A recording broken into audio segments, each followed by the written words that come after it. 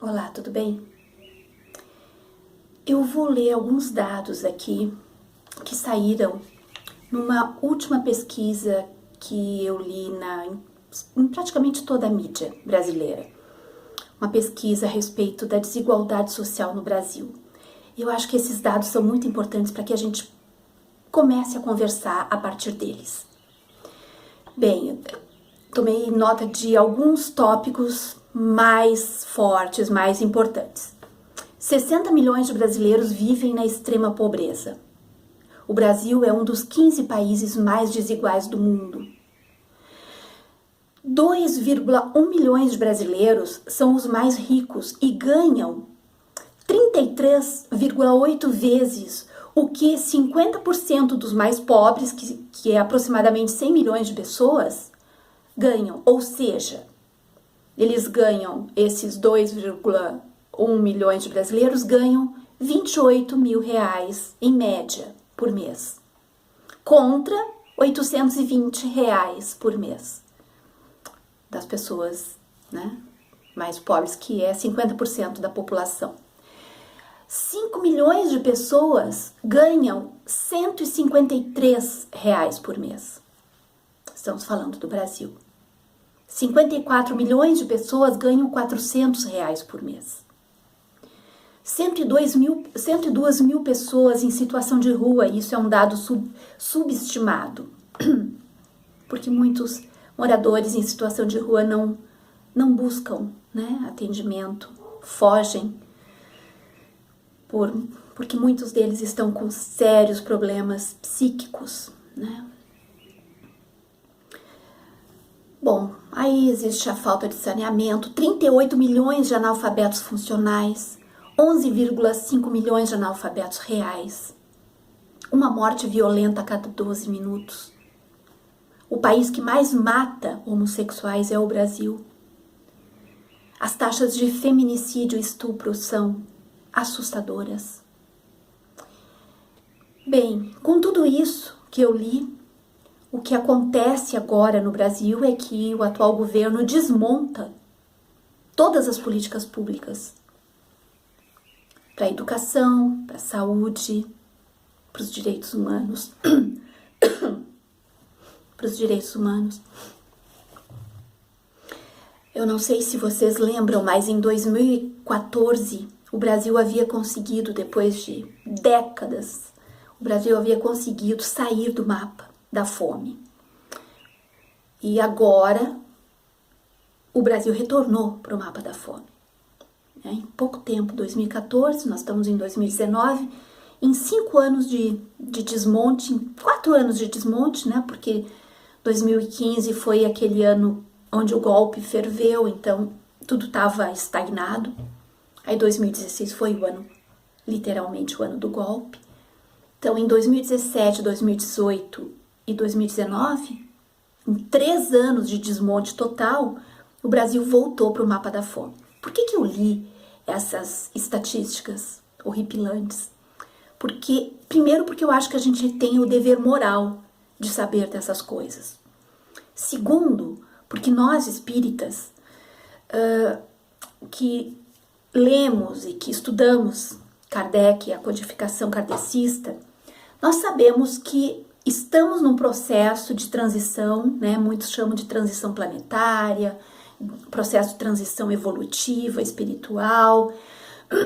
Estamos passando do mundo de expiação e provas, que é o estágio evolutivo no qual nos encontramos, e estamos passando para o mundo de regeneração. Aí eu pergunto, com estes dados, com esta miséria completamente absurda reinando no nosso país, existe alguma possibilidade de nós estarmos fazendo, ou de logo ali adiante fazermos essa transição? É muito importante que a gente, a respeito se alguém tiver curiosidade, a respeito das escalas evolutivas do mundo, né, e o planeta Terra, então, está na escala de planeta de expiação e provas, Isso a gente encontra no capítulo 3 do Evangelho segundo o Espiritismo. E o planeta Terra está se preparando então para fazer essa transição.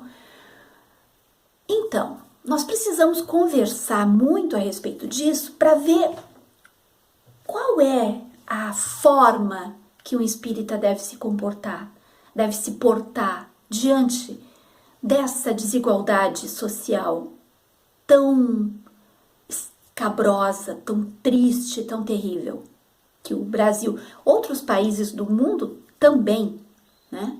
Mas nós, que muitos espíritas mais conservadores se arrogam a dizer que o Brasil é o coração do mundo, pátria do evangélico, eu diria pátria de evangélicos, né? Pátria do evangelho, não. Acho que nós estamos mais para a pátria de evangélicos. Então, esse grupo de espíritas mais conservadores se arroga a dizer que o Brasil é o coração do mundo, pátria do evangelho. E aí? Eles acham que para coração do mundo esses dados são satisfatórios? Será que acham? Será que para um país que se vê com essa distinção tão nobre, esses dados aqui, eles fazem sentido? Se um espírita vê isso e acha que isso está correto, que isso aqui é por causa de expiação de vidas passadas, eu vou colocar nos comentários, aliás, na descrição desse vídeo, eu vou colocar o link do meu último vídeo que eu falei exatamente sobre isso. Que a miséria não pode ser encarada como simplesmente resgate de vidas passadas. Aliás, essa interpretação da vida feita por um espírita é uma interpretação infantilesca, né? É uma interpretação completamente desprovida de senso crítico, né? De bom senso, na verdade. Nós estamos vivendo um momento bastante difícil, material e espiritualmente, né?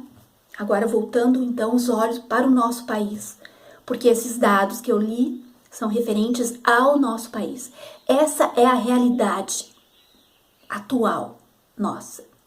Nós precisamos urgentemente, espíritas e de todas as filosofias de vida, de todas as religiões.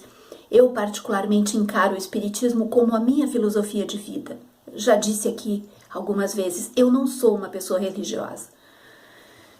Eu sou uma pessoa que gosta de estudar, né? Que gosta de analisar o mundo com olhos de estudo, para que através disso eu consiga pessoalmente crescer como ser humano e, quem sabe, ajudar outras pessoas nessa caminhada.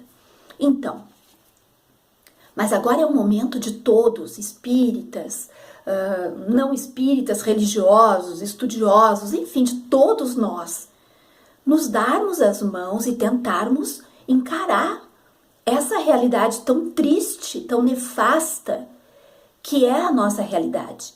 Porque a desigualdade social, ela precisa ser encarada pela sociedade. Não é rezando, não é dizendo que está tudo na mão de Deus, que Deus é pai, que Deus é sábio, né? O patriarcado falando alto aí. Não, não é dessa forma. É agindo, é buscando meios de mobilizar as pessoas, de conscientizar as pessoas. E sobre isso eu vou falar num outro vídeo. Eu acho que só dessa forma, colocando esses dados para fora e falando sobre eles, nós vamos conseguir mudar um pouco esse quadro tão triste, tão deprimente que nós estamos vivendo. É isso.